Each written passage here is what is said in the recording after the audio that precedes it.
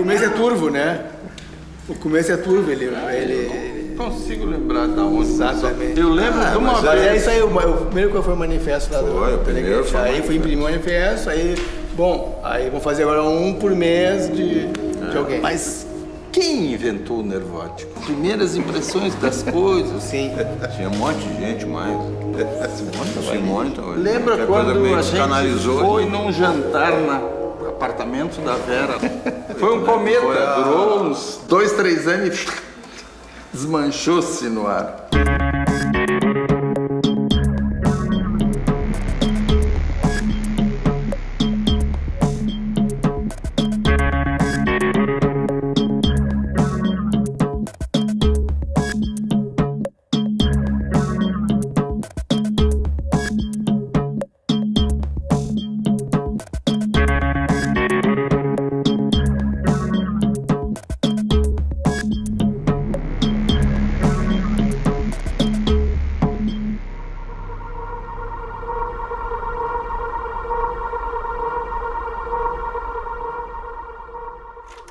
Que eu construo um filme que não acaba nunca, que começou desde que eu era guri pequeno, riscando nas paredes do meu quarto, numa casa de madeira, eu desenhava nas paredes. E a minha mãe...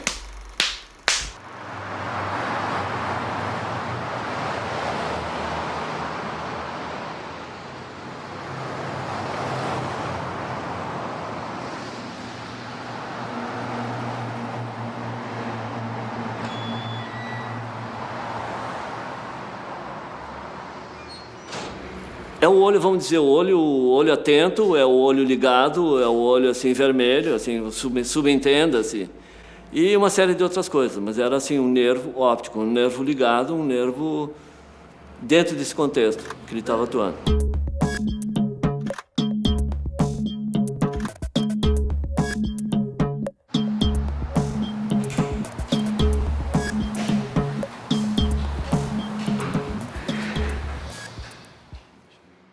A imagem faz parte de uma extensão de pensamento, né? Então, eu estou sempre na frente da imagem em si. Eu trabalho muito construindo imagem.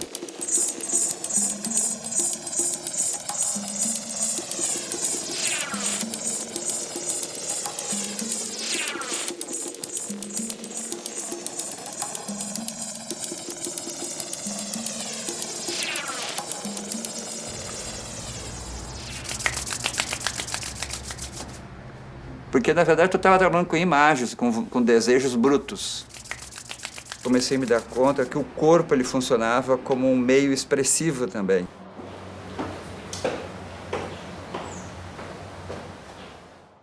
Nós somos, assim, uma visão de que nós somos um grande tubo, né, por onde a vida passa, sabe? Um tubo orgânico, né? Nos alimentamos, crescemos e vivemos e morremos. Já conheço as pedras do caminho e sei também que aqui sozinho eu vou ficar tanto pior. O que é que eu faço? E eu gosto dessa gravura, é uma simplinha, bobinha, mas ela se oferece a possibilidades. E eu acho que viver é mais importante que a arte. Eu faço arte apesar de estar vivo, a partir de estar vivo e porque eu estou vivo.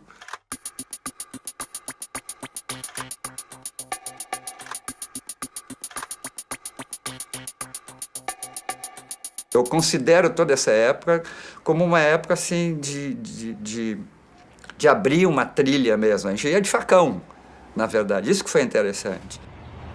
Tem uma performance que foi lá no Instituto de Artes, acho que foi uma das primeiras, foi uma procissão que nós fizemos. E era sério mesmo, aquela não foi brinquedo, não foi uma performance ensaiada. Quando um campo aproxima de outro e migra informações entre eles, isso é a questão dos campos relacionais. Eu pensei, mas isso é muito parecido com o que acontece com a vida. As pessoas se encontram, trocam ideias, trocam informações, né?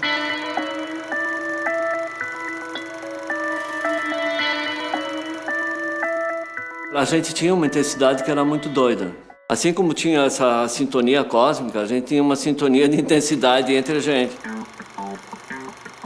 Fogo, água, terra, ar. Né? A partir dos anos 68, essas coisas aí, a arte ela passa a ser, ela existe como proposta. Ela, por exemplo, ela não precisa do significado.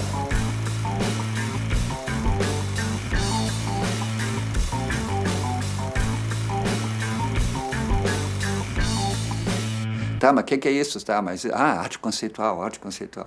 Aí tu começa a refletir, tá, tu tem que pensar, tu tem que botar a palavra, tu tem que botar a frase, tu tem que narrar também com o pensamento e concretizar com o pensamento. Aí tu acopla, tu faz relação com a imagem. Era a visão, né? Artes visuais, né? No fundo, tudo através do olho. Com já uns 18, 17 anos, comecei a deixar a minha unha crescer para fazer uma grande obra com ela. Me achei, né? Me achei na Boa de Arte. Aí, essa unha eu guardo até hoje, no meu relicário aqui. E eu fazia esse tipo de coisa. Peguei uma foto minha de nenê, né? Aplicava a unha onde ela existia naquela época e documentava. Então, eu era o ator, assim, vamos dizer assim, né? Para ele montar as montagens. Eu me lembro repolho, assim, me vestiu de repolhos, assim. Super 8, aí fazia as ações, as coisas, e eu fazia os gestos que ele queria fazer e tal.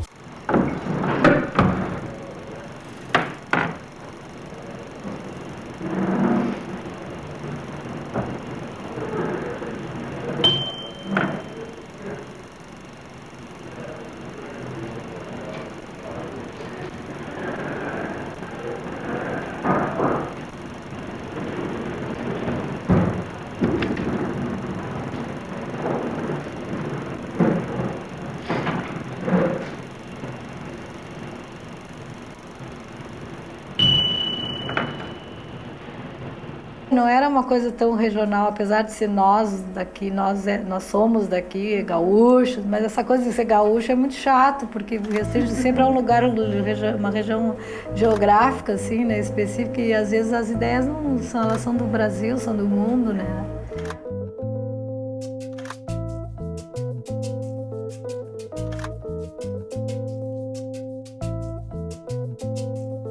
Todo mundo procurando uma linguagem nova, querendo utilizar o que estava acontecendo, que era a ascensão da fotografia, né? Depois de ver o blow-up, todo mundo enlouqueceu também, quer dizer, essas coisas todas.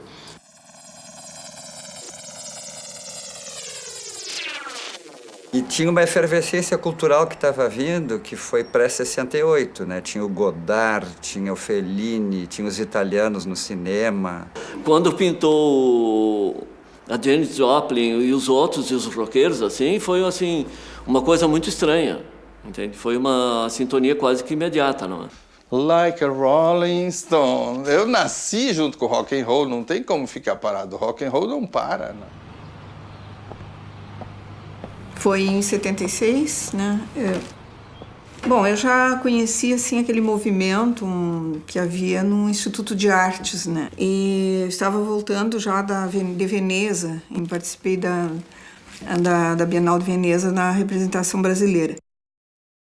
A fotografia era a grande mídia para todos, né?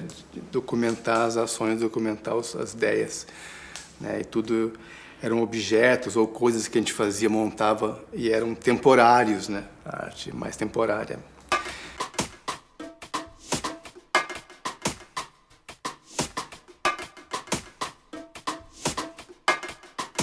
Teve uma reunião e o pessoal convidou uma série de pessoas e eu estava junto. E eu, assim, como uma pessoa, assim, vamos dizer, menos madura para isso, para enfrentar o que eles estavam propondo, eu me assustei na época, assim, foi.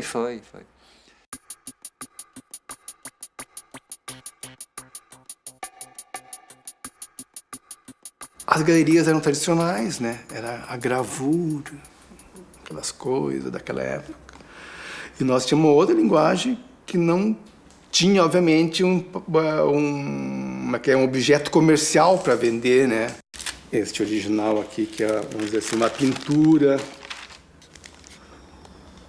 pintura sobre uma folhinha. A arte também pode ser mercadoria. E nós éramos contra isso, que a arte fosse mercadoria. Que a gente não é contra a venda, né, da obra de arte, mas que a gente não queria mesmo é que o mercado conduzisse isso, né? Essa coisa de fazer porque tem um comprador, né?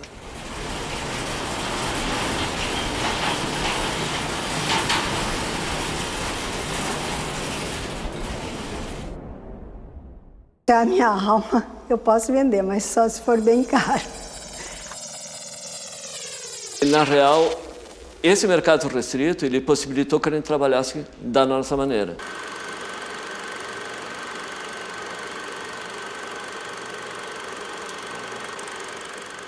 Fez aquele marco, fazer o manifesto, né? Então, é bem coisa de movimento artístico, né? Fizemos a Santa Ceia, né?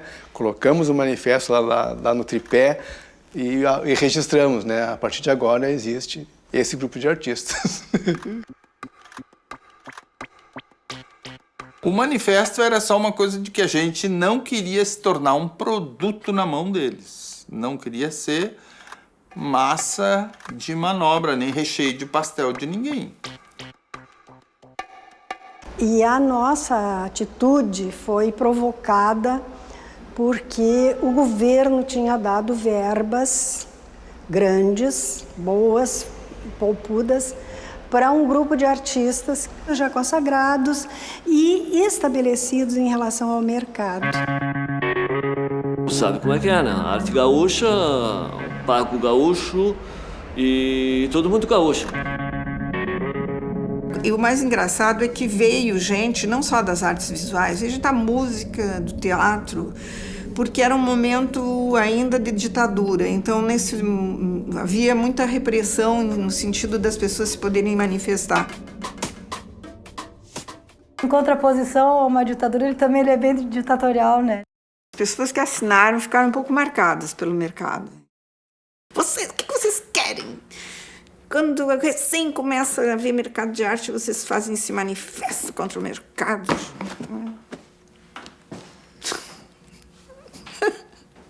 Mas I don't regret. Eu não sei, as coisas iam acontecendo, elas não eram muito... Não existia uma preocupação de ir atrás de alguma coisa.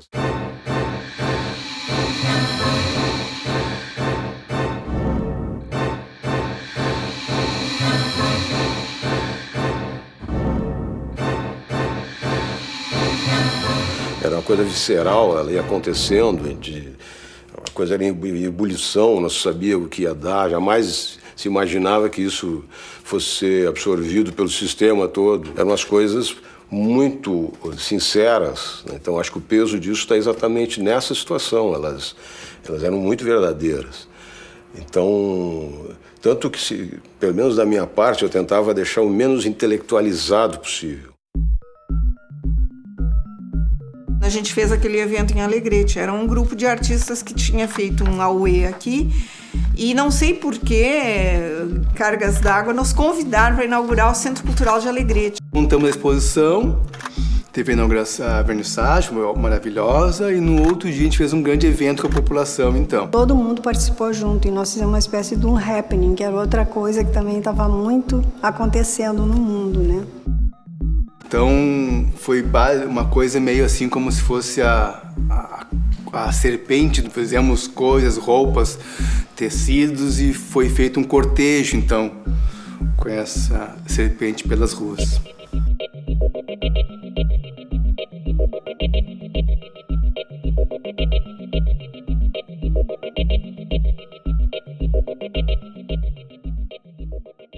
Um tinha uma ideia, outro tinha outra, complementava, um pedia para ajudar. O ajudar é uma contribuição, né? Não é nada, é uma ajuda apenas.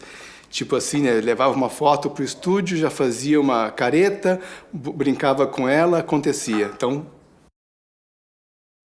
uma segunda imagem, uma coisa meio metalinguagem, a coisa sobre a coisa. Se tu tá ali, como eu estou sentado aqui, dava uma ideia assim de fazer alguma coisa, bota um pano, bota isso, bota aquilo outro. Então tudo cooperava para se criar determinada coisa, né? Determinado estado de coisa. As palavras explicam. O trabalho ou a obra é.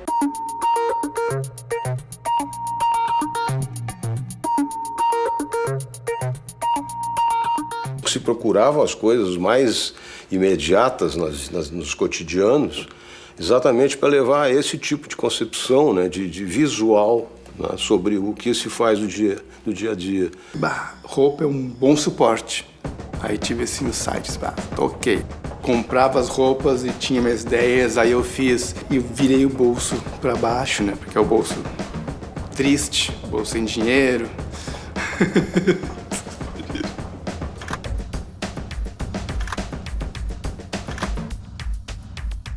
Muita coisa que você fez naquelas sessões criativas, por exemplo, poderiam virar obra se o artista assume aquilo como obra.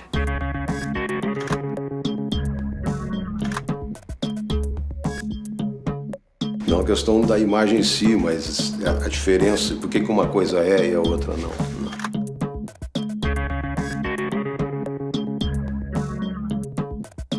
E se colocava isso aí, os cartazetes, como uma obra.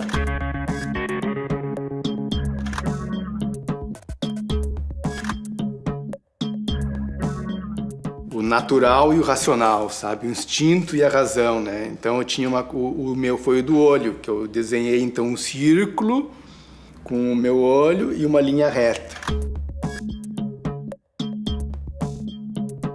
Para surpresa minha, estava em Barcelona, no MACBA. Na coleção dele estava esse nervo óptico. Esse trabalho, na real, é uma aparição que teve... Uma aparição documentada. Foi lá em Viamão, na época que a gente era mais ou menos, vamos dizer assim, jovem. Reuníamos para discutir que tamanho, que tipo de letra, mas era uma coisa que não terminava nunca. Mas tinha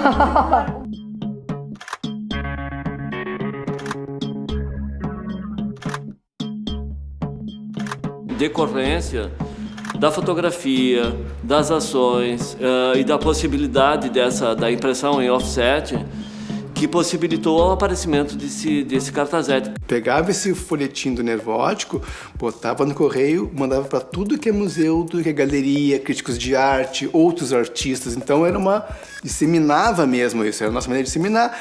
E vinha essa resposta, né? Sobre os 4 elementos: o fogo, o ar, a água e a terra. Como eles estavam posicionados no meu mapa, né? Aquelas fotos que eu acho que são das melhores que eu consegui fazer, foi por acaso, aquelas do Onaice. Aquelas fotos foi com câmera na mão, mas tinha uma luz. Uma luz.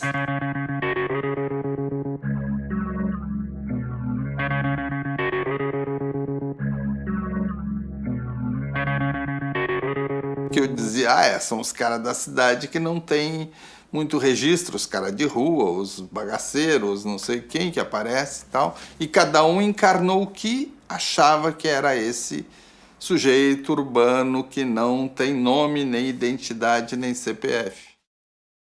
Foi interessante a situação, porque isso foi feito no meu estúdio na Garibaldi. A foto desse, também é um coletivo. Porque os outros é um coletivo com trabalhos individuais. Esse é o número 10, ele é um número emblemático. Foi folha dupla e ia ser um encarte lá na Europa, tal. Então a gente caprichou nesse aí, fez uma produção boa.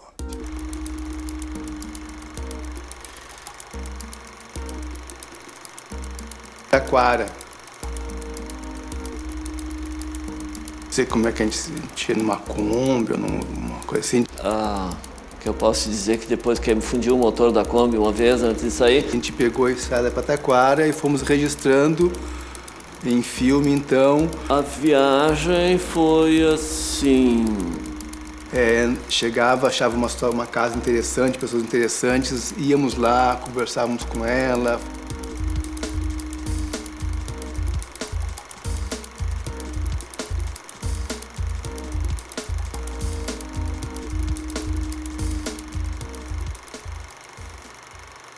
colocou a ideia de fazer uma viagem para o interior e entrevistar o que as pessoas assim, mais tinham amor na vida. Ou objetos, vamos chamar assim, objetos amorosos, assim, uma coisa assim, né? Porque era um filme de entrevistas que se perdeu o som. Então ele ficou muito conceitual, na verdade, porque...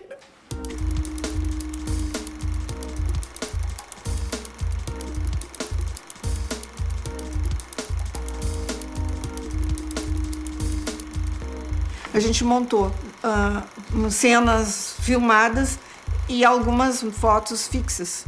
Assim, um pouco a moda francesa da Nouvelle Vague, né?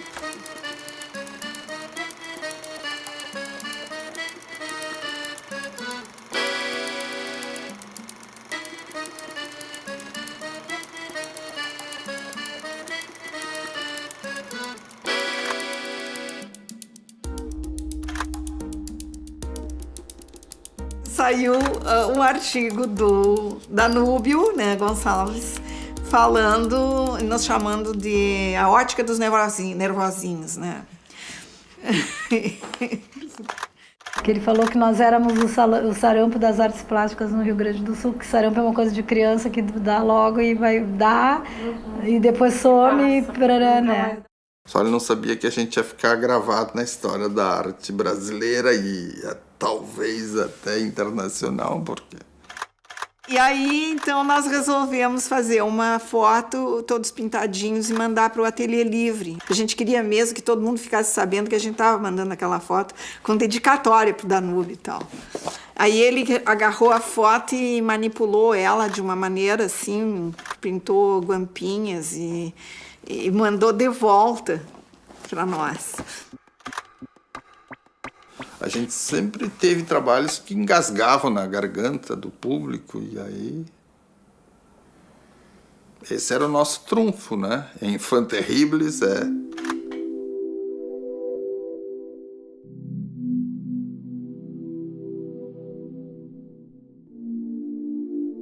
As carreiras vão se encaminhando, né?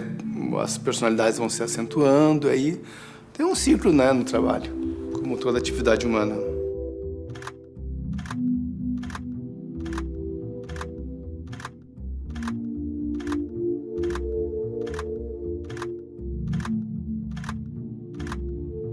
Eu vi que a história da arte carimba quem se apresenta.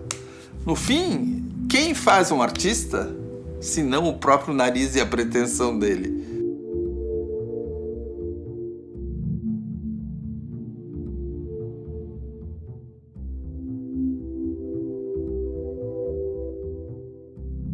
Só consegui depois alguma relação com o mercado de arte mesmo quando eu fui para pintura. Mesmo hoje não tenho mercado, né? Não vendo nada, né? E também não tenho galeria que me represente. Mas também já, na minha idade, isso já não tem a menor importância, sabe? E acredito que quase todos têm essa linha não alterada, né? Acho que todo mundo continua sendo a mesma coisa, né? Um pouco mais descascado.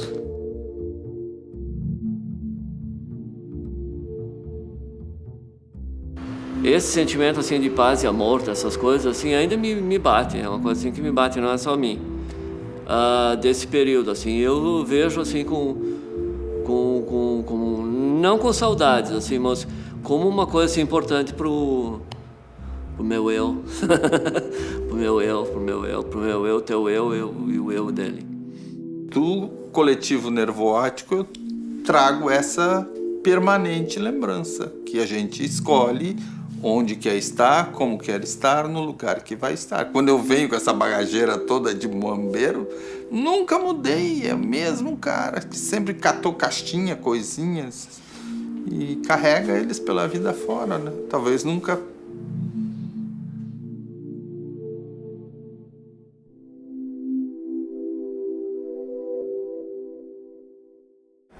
Não, olha, quando eu olho pra trás, assim, nossa, como a gente era doido.